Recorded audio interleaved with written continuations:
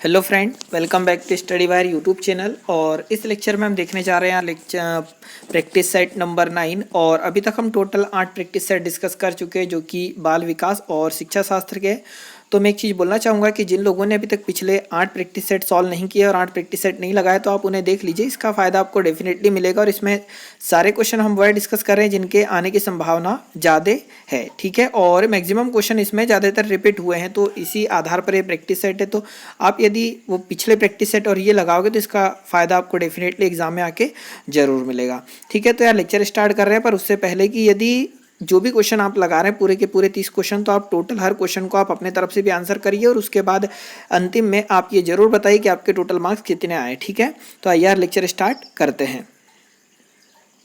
तो यार आज के क्वेश्चन का सबसे पहला क्वेश्चन हो जाएगा कि निम्नलिखित में से किस कथन को सीखने के लक्षण के रूप में नहीं माना जा सकता, ठीक है। मतलब ऐसा कौन सा लक्षण है जिसको सीखने के लक्षण के रूप में नहीं माना जा सकता। तो जिसमें पहला ऑप्शन है सीखना एक ऐसी क्रिया है जो कुछ अनुभव के परिणाम स्वरूप घटित होती है।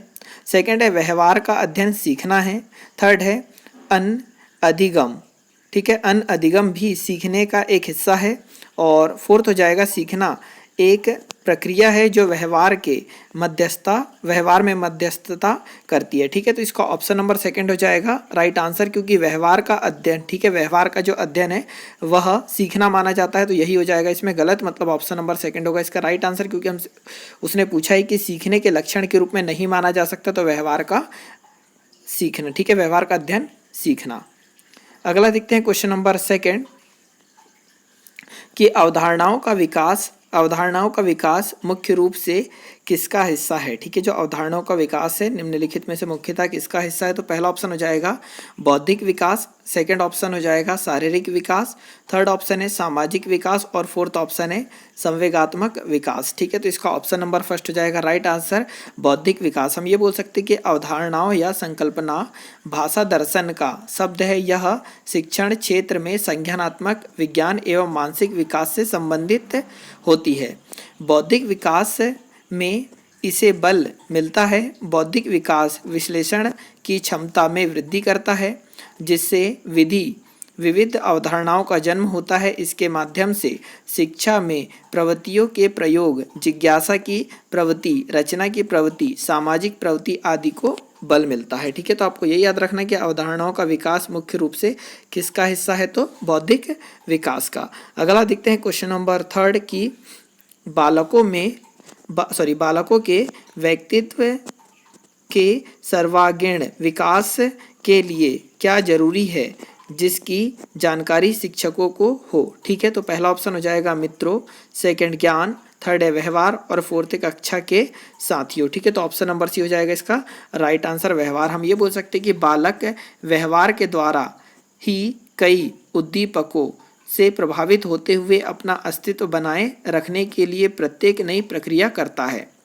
इसके व्यवहार को देखकर ही अध्यापक यह अनुभव लगाते हैं कि वह किस उद्दीपक या परिस्थिति विशेष के लगाव से ऐसी प्रक्रिया करता है। अतः बालकों के व्यक्तित्व के सर्वांगीण विकास के लिए शिक्षकों को उसके व्यवहार के बारे में पूरी जानकारी होनी चाहिए। अगला देखते हैं क्वेश्चन नंबर फोर्थ कि विकास की प्रक्रिया पूर्व निश्चित दिशा में आगे बढ़ती है। यह कथन बाल विकास के किस सिद्धांत का अनुकरण करता है, ठीक है। मतलब जो विकास की प्रक्रिया पूर्व निश्चित दिशा में आगे बढ़ती है, यह कथन बाल विकास के किस सिद्धांत का अनुकरण करता है। तो पहला ऑप्शन हो जाएगा एकीकरण का सिद्धांत, सेकंड है निरंतरता का सिद्धांत, थर्ड ऑप्शन है विकास की दिशा का सिद्धांत और फोर्थ है व्यक्तिक विभिन्नता का सिद्धांत, ठीक है। तो ऑप्शन नंबर सी हो जाएगा राइट आंसर, कि हम ये बोल सकते हैं कि विकास की प्रक्रिया पूर्व निश्चित दिशा में आगे बढ़ती है। यह कथन विकास की दिशा का सिद्धांत है। बालक के विकास की दिशा के दो क्रम होते हैं। पहला है सिर से पैर की ओर, सेकंड है शरीर के मध्य से बाहर की ओर, ठीक है। सिर से पैर की ओर के विकास को सेफेलोकोर्ड्स भी कहते हैं, ठीक है। सेफेलोकोर्ड्स भी कहते हैं किसको, तो सिर से पैर की ओर के विकास को। इसमें बालक के मस्तिष्क का विकास ऊपर से नीचे की तरफ होता है, जबकि दूसरे सिद्धांत को प्रॉक्सिमोस्टिल सीक्वेंस ऑफ डेवलपमेंट कहते हैं। ठीक है, इसमें विकास का क्रम शरीर के मध्य भाग से बाहर की तरफ होता है। अगला देखते हैं क्वेश्चन नंबर 5वां कि आधुनिक मनोविज्ञान का अर्थ है। ठीक है, आधुनिक मनोविज्ञान का अर्थ है तो पहला ऑप्शन हो जाएगा मन का अध्ययन, सेकंड है आत्मा का अध्ययन, थर्ड है शरीर का अध्ययन और फोर्थ है व्यवहार का अध्ययन। तो ऑप्शन नंबर डी हो जाएगा राइट आंसर कि आधुनिक मनोविज्ञान का अर्थ है तो व्यवहार का अध्ययन। अगला देखते हैं क्वेश्चन नंबर 6वां कि निम्नलिखित में से कौन सा मुख्य रूप से अनुवांशिकता संबंधित कारक है। ठीक है, मतलब जो 4 कारक है इनमें से कौन सा है जो कि अनुवांशिकता संबंधित कारक है। तो पहला ऑप्शन हो जाएगा आंख का रंग, सेकंड है सामाजिक गतिविधियों में भागीदारी, थर्ड ऑप्शन हो जाएगा समूह के प्रति अभिभूति और फोर्थ ऑप्शन हो जाएगा चिंतन पैटर्न। ठीक है, तो 6वें का ऑप्शन नंबर फर्स्ट हो जाएगा राइट आंसर आंख का रंग, जो कि अनुवांशिकता संबंधित एक कारक है जो कि बच्चे में अपने माता पिता से उसे मिलता है। अगला देखते हैं क्वेश्चन नंबर 7वां कि माता पिता के वंशजों से स्थानांतरित होने वाले लक्षणों को क्या कहा जाता है। ठीक है, तो पहला ऑप्शन हो जाएगा पर्यावरण, सेकंड ऑप्शन है जीन और थर्ड ऑप्शन है अनुवांशिकता और फोर्थ है होम्योस्टैटिस। ठीक है, तो ऑप्शन नंबर सी हो जाएगा राइट आंसर। अनुवांशिकता कहा जाता है माता पिता के वंशजों से स्थानांतरित होने वाले लक्षणों को क्या, तो अनुवांशिकता। ऑप्शन नंबर थर्ड है इसका राइट आंसर। अगला क्वेश्चन हो जाएगा क्वेश्चन नंबर 8 की वंशानुक्रम व्यक्ति की जन्मजात विशेषताओं का पूर्ण योग है। ठीक है, जो वंशानुक्रम व्यक्ति की जन्मजात विशेषताओं का पूर्ण योग है, यह कथन किस मनोवैज्ञानिक का है। ठीक है, तो पहला ऑप्शन हो जाएगा D N Jha, second option है बी एन झा और थर्ड ऑप्शन हो जाएगा वुडवर्थ और फोर्थ ऑप्शन हो जाएगा पी जिसबर्ट। ठीक है, तो यार इसका ऑप्शन नंबर सेकंड हो जाएगा right answer. B N Jha का कथन है कि वंशानुक्रम व्यक्ति की जन्मजात विशेषताओं का पूर्ण योग है। अगला देखते हैं क्वेश्चन नंबर 9वां कि सामाजिक अधिगम प्रारंभ होता है। ठीक है, जो सामाजिक अधिगम प्रारंभ होता है तो पहला ऑप्शन है अलगाव से, सेकंड ऑप्शन है भीड़ से, थर्ड ऑप्शन है संपर्क से और फोर्थ है दृश्य श्रव्य सामग्री से। ठीक है, तो ऑप्शन नंबर सी हो जाएगा राइट आंसर। संपर्क से हम ये बोल सकते हैं मानव अपने वातावरण के द्वारा स्वयं कुछ न कुछ सीखता है एवं सर्वविद है कि मनुष्य एक सामाजिक प्राणी है, वह समाज के अंदर रहता है एवं समाज से ही सीखता है, उसे सिखाता है। अगला देखते हैं क्वेश्चन नंबर 10वां कि अल्पवयस्क बच्चों में अधिगम में अभिभावक की भूमिका कैसी होनी चाहिए। ठीक है, मतलब जो अल्पवयस्क बच्चों के अधिगम में अभिभावकों की भूमिका कैसी होनी चाहिए। तो पहला ऑप्शन है निषेधात्मक, सेकंड है अग्र सक्रिय और थर्ड ऑप्शन हो जाएगा संवेगात्मक और फोर्थ है उदासीन। ठीक है, तो 10वें का ऑप्शन नंबर सी हो जाएगा राइट आंसर संवेदनात्मक। ठीक है, अल्पसंख्यक बच्चों में अधिगम में अभिभावकों की भूमिका कैसी होनी चाहिए, तो संवेदनात्मक होनी चाहिए। अगला देखते हैं क्वेश्चन नंबर 11वां कि चेस या शतरंज तथा कार्ड को निम्न में से किसमें वर्गीकृत किया जा सकता है। ठीक है, जो चेस या शतरंज या फिर कार्ड को निम्नलिखित में से किसमें वर्गीकृत किया जा सकता है। तो पहला ऑप्शन हो जाएगा लड़ाई वाले खेल, सेकंड है बौद्धिक खेल, थर्ड है प्रायोगिक खेल और फोर्थ ऑप्शन हो जाएगा गतिमान खेल। ठीक है, तो ऑप्शन नंबर सेकंड होगा राइट आंसर बौद्धिक खेल। मतलब जो चेस और शतरंज कार्ड के खेल को हम किसके अंतर्गत रखेंगे, तो बौद्धिक खेल के अंतर्गत रखेंगे। अगला देखते हैं क्वेश्चन नंबर 12वां कि फ्रॉइड के अनुसार हमारे मूल्यों का आंतरिकीकरण किसमें होता है। ठीक है, जो हमारे मूल्यों का आंतरिकीकरण किसमें होता है, तो पहला हो जाएगा इदम, सेकंड ऑप्शन है अहम और थर्ड ऑप्शन है परा अहम और फोर्थ ऑप्शन हो जाएगा परिस्थितियां। ठीक है, तो ऑप्शन नंबर यार इसका हो जाएगा सी राइट आंसर परा अहम। ठीक है, फ्राइड के अनुसार जो हमारे मूल्यों का आंतरिकीकरण किस में होता है, तो परा अहम में होता है। ऑप्शन नंबर थर्ड हो जाएगा इसका राइट आंसर। अगला देखते हैं क्वेश्चन नंबर 13वां कि नैतिक दुविधा एवं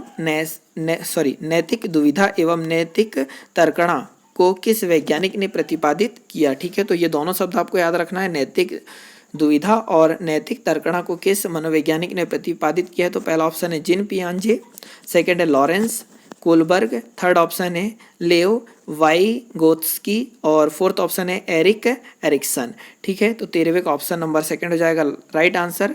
लॉरेंस कोलबर्ग ने नैतिक दुविधा एवं नैतिक तर्कणा का मनोवैज्ञानिक प्रति सिद्धांत दिया है। अगला देखते हैं क्वेश्चन नंबर 14 कि संभाव्य निकट विकास का क्षेत्र। ठीक है, संभाव्य निकट विकास का क्षेत्र निम्नलिखित में से किस मनोवैज्ञानिक की देन है। ठीक है, तो पहला ऑप्शन हो जाएगा जीन पियाजे, सेकंड ऑप्शन हो जाएगा वुल्फगैंग कोहलर और थर्ड ऑप्शन हो जाएगा लेओ वाइगोत्स्की और फोर्थ है इनमें से कोई नहीं। तो ऑप्शन नंबर सी हो जाएगा राइट आंसर लेओ वाइगोत्स्की। ठीक है, जो संभाव्य निकट विकास का क्षेत्र निम्नलिखित में से किस वैज्ञानिक की देन है, तो लेओ वाइगोत्स्की की देन है। अगला क्वेश्चन देखते हैं क्वेश्चन नंबर 15 कि प्रगतिशील शिक्षा निम्नलिखित में से किस कथन से संबंधित है। ठीक है, जो प्रगतिशील शिक्षा है निम्नलिखित में से किस कथन से संबंधित है। तो पहला कथन यहाँ पहला ऑप्शन दे रखा है कि शिक्षक सूचना और अधिकार के प्रवर्तक होते हैं। सेकंड ऑप्शन है यहाँ पर ज्ञान प्रत्यक्ष अनुभव और सहयोग से उत्पन्न होता है। थर्ड ऑप्शन है यहाँ अधिगम तथ्यों के एकत्रीकरण और कौशल में प्रवीणता के साथ सीधे मार्ग पर चलता है। और फोर्थ ऑप्शन है परीक्षा मापदंड संदर्भित और बाह्य है। ठीक है, तो इसका ऑप्शन नंबर सेकंड हो जाएगा राइट आंसर। ठीक है, ज्ञान प्रत्यक्ष अनुभव और सहयोग से उत्पन्न होता है। अगला देखते हैं क्वेश्चन नंबर 16 कि समावेशी शिक्षा निम्नलिखित में से क्या है। ठीक है, जो समावेशी शिक्षा निम्नलिखित में से क्या है, तो पहला ऑप्शन हो जाएगा कक्षा में विविधता बढ़ती है। सेकंड है दाखिले संबंधित कठोर नियम बनाना। थर्ड है हंसिए, ठीक है, हंसिए पर स्थिर वर्गों से शिक्षकों को सम्मिलित करना। और फोर्थ है उपरोक्त सभी। ठीक है, तो 16वें का ऑप्शन नंबर फर्स्ट हो जाएगा राइट आंसर कि समावेशी शिक्षा निम्नलिखित में से क्या है, तो कक्षा में विविधता बढ़ती है। अगला देखते हैं क्वेश्चन नंबर 17 कि अनुसूचित जाति के लोगों के सामाजिक गतिशीलता से वंचित रहने के क्या कारण है। ठीक है, जो अनुसूचित जाति के लोगों के सामाजिक गतिशीलता से वंचित रहने के क्या कारण है, तो पहला ऑप्शन हो जाएगा व्याप्त रूढ़िवादी परंपराएं। सेकंड है शिक्षा से वंचित रहना। थर्ड ऑप्शन है स्वयं को समाज से पृथक रखना। और फोर्थ ऑप्शन हो जाएगा मानसिक रूप से कमजोर होना। ठीक है, तो 17वें का ऑप्शन नंबर सेकंड हो जाएगा राइट आंसर शिक्षा से वंचित रहना। अनुसूचित जाति के लोगों में सामाजिक गतिशीलता से वंचित रहने का मुख्य कारण है क्या, तो शिक्षा से वंचित रहना। अगला देखते हैं क्वेश्चन नंबर 18 कि निम्नलिखित में से कौन शारीरिक रूप से विकलांग बालकों की श्रेणी में नहीं आता है। ठीक है, मतलब ऐसा कौन है जो कि विकलांग बालकों की श्रेणी में नहीं आता है। तो पहला ऑप्शन हो जाएगा दृष्टि दोषयुक्त छात्र।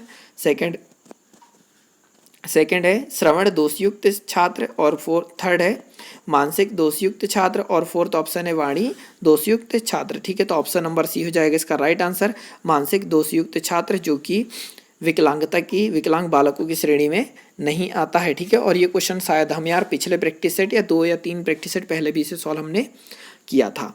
अगला देखते हैं क्वेश्चन नंबर 19वां कि अफेंजिया किससे संबंधित विकार है। ठीक है, जो अफेंजिया है किससे संबंधित विकार है, तो पहला ऑप्शन हो जाएगा भाषा एवं संप्रेषण अधिगम अशक्तता।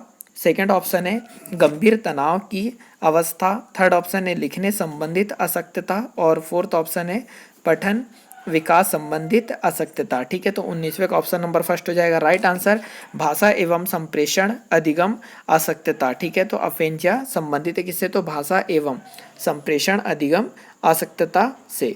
अगला देखते हैं क्वेश्चन नंबर 20वां कि प्रतिभाशाली होने का संकेत निम्नलिखित में से क्या नहीं है। ठीक है, मतलब प्रतिभाशाली होने का संकेत निम्नलिखित में से क्या नहीं है, तो पहला आ जाएगा विचारों में सृजनात्मकता, दूसरों के साथ लड़ना।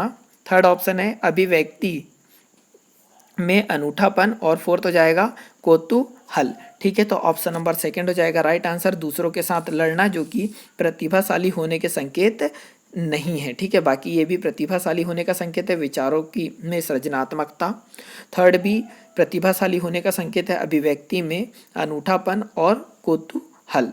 अगला देखते हैं क्वेश्चन नंबर 21 की तर्कणा के कितने प्रकार होते हैं यार। तो ये शायद मैक्सिमम प्रैक्टिस सेटों में आता ही है ना। तो 21वें का ऑप्शन नंबर डी हो जाएगा राइट आंसर। तर्कणा एक प्रकार का वास्तविक चिंतन है।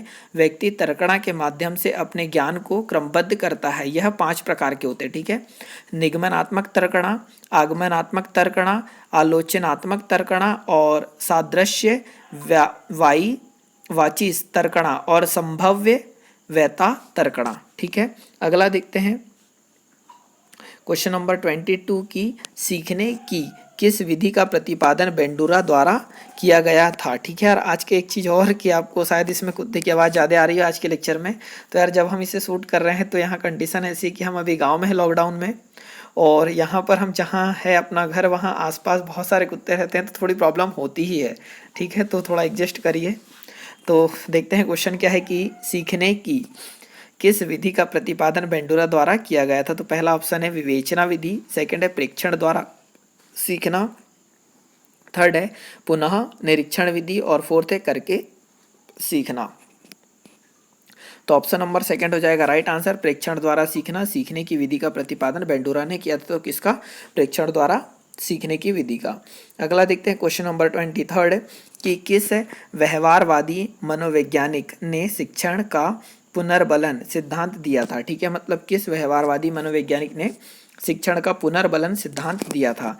तो पहला ऑप्शन है B.F. स्किनर, सेकंड है लॉरेंस सोरेनसन, थर्ड है चाइल्ड और फोर्थ है डॉक्टर सुरेश भटनागर, ठीक है। तो 23वें का ऑप्शन नंबर फर्स्ट हो जाएगा राइट आंसर, B.F. स्किनर ने दिया था क्या, पुनर्बलन का सिद्धांत। अगला देखते हैं क्वेश्चन नंबर 24 की एक सशक्त विद्यालय अपने शिक्षकों में निम्नलिखित योग्यता में से किस सर्वाधिक बढ़ावा देता है, ठीक है। मतलब एक बार और देख लो क्वेश्चन को कि एक सशक्त विद्यालय अपने शिक्षकों में निम्नलिखित योग्यताओं में से किसे सर्वाधिक बढ़ावा देता है, ठीक है। तो पहला ऑप्शन हो जाएगा प्रतिस्पर्धात्मक अभिवृत्ति, सेकंड ऑप्शन है परीक्षण करने की प्रवृत्ति और थर्ड है स्मृति और फोर्थ है अनुशासित स्वभाव, ठीक है। तो यार ऑप्शन नंबर फर्स्ट हो जाएगा इसका राइट आंसर, प्रतिस्पर्धात्मक अभिवृत्ति, ठीक है। अगला देखते हैं क्वेश्चन नंबर 25। सॉरी यार, इसका जो आंसर आएगा अनुशासित स्वभाव। एक मिनट क्वेश्चन फिर से पढ़ लेते हैं कि क्वेश्चन है एक सशक्त विद्यालय अपने शिक्षकों में निम्नलिखित योग्यताओं में से किसे सर्वाधिक बढ़ावा देता है, ठीक है। तो ऑप्शन नंबर डी है यार इसका राइट आंसर। 24वां है ना, 24वें का सॉरी पहला ही आएगा, प्रतिस्पर्धात्मक अभिवृत्ति। अगला देखते हैं क्वेश्चन नंबर 25 की शिक्षण प्रक्रिया में निम्नलिखित में से किसका भली प्रकार अध्ययन करना चाहिए, ठीक है। शिक्षण प्रक्रिया में निम्नलिखित में से किसका भली प्रकार अध्ययन करना चाहिए। तो पहला ऑप्शन हो जाएगा विद्यार्थियों की सक्रिय सहभागिता, सेकंड है गृह कार्य जांच में लगन, थर्ड ऑप्शन है अनुशासन और नियमित उपस्थिति और फोर्थ ऑप्शन हो जाएगा विषय वस्तु का कठिनाई स्तर, ठीक है। तो यार शिक्षण प्रक्रिया में निम्नलिखित में से किसका भली भारतीय प्रकार अध्ययन करना चाहिए। तो ऑप्शन नंबर फर्स्ट हो जाएगा राइट आंसर, विद्यार्थियों की सक्रिय सहभागिता का। क्वेश्चन नंबर 26 की निम्नलिखित में से समस्या समाधान को क्या बाधित नहीं करता है, ठीक है। मतलब समस्या समाधान को क्या बाधित नहीं करता है। तो पहला ऑप्शन हो जाएगा अंतर्दृष्टि, सेकंड है मानसिक प्रारूपता और थर्ड है मोर्चाबंदी और फोर्थ ऑप्शन है यहाँ पर निर्धारण, ठीक है। तो ऑप्शन नंबर फर्स्ट हो जाएगा इसका राइट आंसर की अंतर्दृष्टि, मतलब निम्नलिखित में से समस्या समाधान को क्या बाधित नहीं करता है, तो अंतर्दृष्टि बाधित नहीं करती है। अगला देखते हैं क्वेश्चन नंबर 27। यार जब हम PDF बना रहे थे तो वहाँ नहीं हो पाया, तो 28 देख लो कि थार्नडाइक का व्यक्तित्व के वर्गीकरण का आधार है, ठीक है। जो थार्नडाइक का व्यक्तित्व के वर्गीकरण का आधार है, तो पहला ऑप्शन हो जाएगा शारीरिक गठन और शक्ल सूरत, सेकंड हो जाएगा समायोजन और बुद्धि, थर्ड हो जाएगा चिंतन और कल्पना, और फोर्थ हो जाएगा रचनात्मकता और मौलिकता। ठीक है, तो 28वें का ऑप्शन नंबर सी हो जाएगा राइट आंसर, चिंतन और कल्पना थार्नडाइक का व्यक्तित्व के वर्गीकरण का आधार है। अगला देखते हैं क्वेश्चन नंबर 29। ठीक है, कि मैकडूगल के अनुसार मूल्य प्रवृत्ति जिज्ञासा का संबंध संवेग कौन सा है। ठीक है, मतलब मैकडूगल के अनुसार जो है मूल्य प्रवृत्ति जिज्ञासा का संबंध संवेग कौन सा है। तो पहला ऑप्शन हो जाएगा भय, सेकंड है घृणा, थर्ड है आश्चर्य और फोर्थ है भोग। ठीक है, तो ऑप्शन नंबर सी हो जाएगा राइट आंसर आश्चर्य। अगला क्वेश्चन हो जाएगा 30वां, कि परीक्षा में तनाव निष्पत्ति को प्रभावित करता है। ठीक है, परीक्षा में तनाव निष्पत्ति को प्रभावित करता है, यह तथ्य निम्नलिखित में से किस प्रकार के संबंध को स्पष्ट करता है। तो पहला ऑप्शन हो जाएगा संज्ञान भावना, सेकंड है तनाव विलोपन, और थर्ड है निष्पत्ति चिंता, और फोर्थ ऑप्शन है संज्ञान प्रतियोगिता। तो ऑप्शन नंबर फर्स्ट हो जाएगा इसका राइट आंसर संज्ञान भावना। ठीक है, तो यार आज के लेक्चर में इतना ही, अगले लेक्चर में फिर मुलाकात होगी। और थोड़ा सा आज के लेक्चर में कंप्रोमाइज़ करिए, क्योंकि यार आज हम थोड़ा डिटेल डिस्कस इसलिए नहीं कर पाए क्योंकि यहाँ जो कुत्ते के भौंकने की आवाज़ बहुत ज़्यादा आ रही थी, तो थोड़ी सी प्रॉब्लम हो रही थी, इसीलिए हम नहीं चाह रहे थे लेक्चर थोड़ा लंबा हो, इसलिए हमने डायरेक्टली क्वेश्चन और आंसर पे ही डिस्कस किया। तो यार आज के लेक्चर में तो इतना ही, अगले लेक्चर में फिर मुलाकात होगी। जब तक के लिए जय हिंद, जय भारत।